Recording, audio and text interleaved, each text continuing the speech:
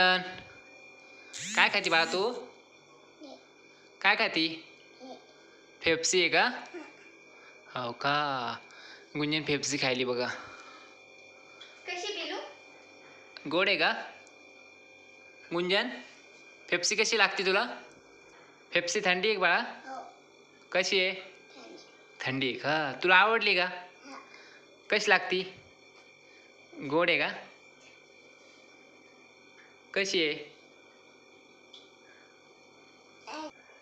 कशी बाळा ती आईस्क्रीम?